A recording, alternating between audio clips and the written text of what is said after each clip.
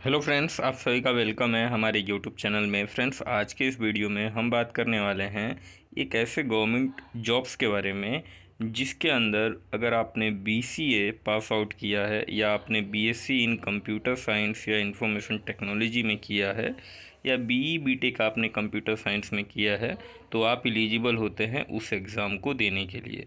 तो उस एग्ज़ाम को देने के बाद जो आपको पोस्ट मिलता है, गवर्नमेंट जो आपको जॉब मिलता है उसके बारे में, और स्टार्टिंग से लेके किस तरीके का आपको एग्ज़ाम देना है, किस तरीके से आपको अप्लाई करना है, क्या आपको सैलरी मिलती है, किस तरीके का पोस्ट मिलता है, A to Z पूरी जानकारी इस वीडियो में मैं आपको देने वाला हूं।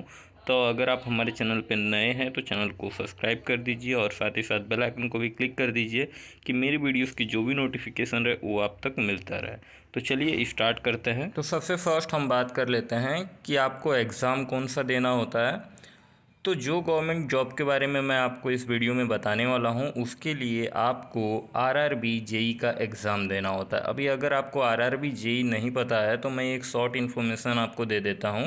आरआरबी का जो फुल फॉर्म होता है वो रेलवे रिक्रूटमेंट बोर्ड होता है और जेई का जो फुल फॉर्म होता है वो जूनियर इंजीनियर होता है। तो इसके फुल फॉर्म से आपको समझ में आ गया होगा कि जो जॉब मैं बता रहा हूँ वो रेलवे डिपार्टमेंट के अंदर होने वाला है, लेकिन वो आईटी से ही गाइस रिलेटेड होने वाला है। उसके अंदर आपको web development, app development, database से रिलेटेड जो भी आईटी वर्क्स होते हैं वो आपको देखने को मिलता है, क्योंकि इसके अंदर एक पोस्ट होता है जो है जूनियर इंजीनियर इन इंफॉर्मेशन टेक्नोलॉजी। इसके अंदर ये एक पोस्ट है जिसके अंदर केवल आईटी वाले ही जो स्टूडेंट्स हैं जिन्होंने बीसीए पास आउट किया है या एमसीए किया है या बीटेक बीई किया है तो वो एलिजिबल होते हैं। अगर आप बीएससी इन इंफॉर्मेशन टेक्नोलॉजी किए हो या कंप्यूटर साइंस की हो तो भी आप एलिजिबल होते हो। ये एग्ज़ाम नेशनल लेवल का होता है और मेल और फीमेल दोनों ही कैंडिडेट एलिजिबल होते हैं इस एग्ज़ाम को देने के लिए।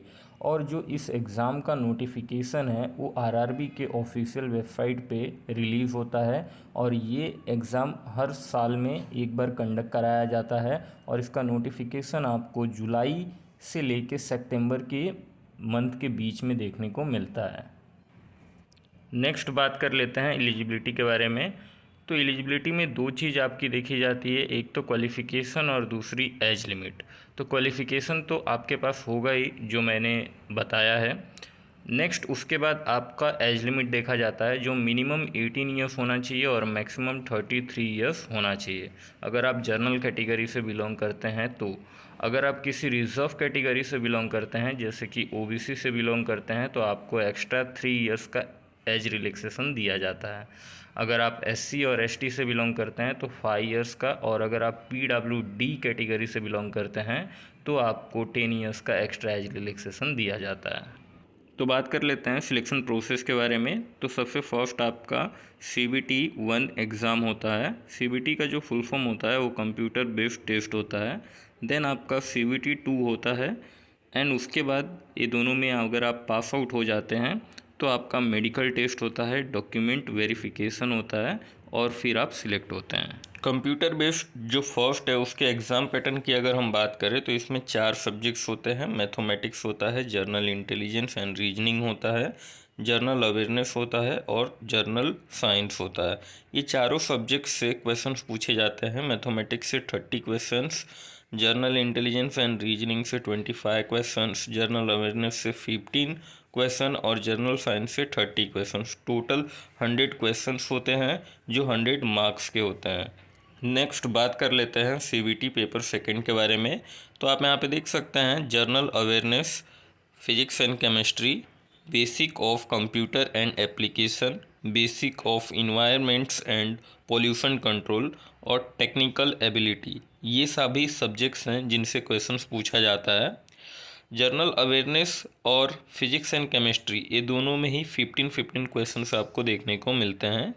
Basic of computer and application और basics of environment and pollution control से दोनों से 10 क्वेश्चंस देखने को मिलते हैं जो 10 मार्क्स के होते हैं।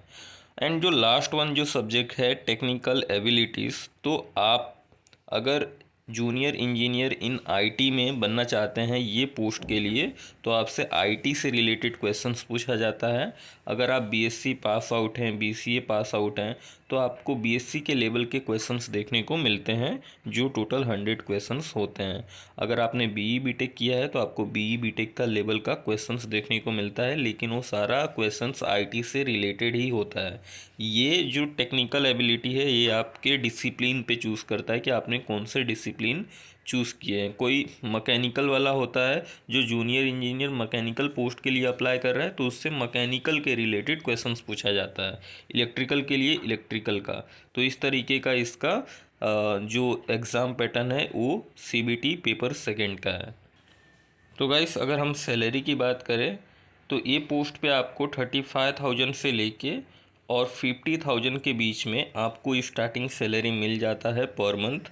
और जिस तरीके से आपके एक्सपीरियंस बढ़ते हैं उस तरीके से आपका जो बेसिक पे होता है, गवर्नमेंट के अंदर बेसिक पे मिलता है, एचआरए होता है, डीए होता है, उसी तरीके से आपका बेसिक पे बढ़ता है तो आपकी सैलरी भी बढ़ती है।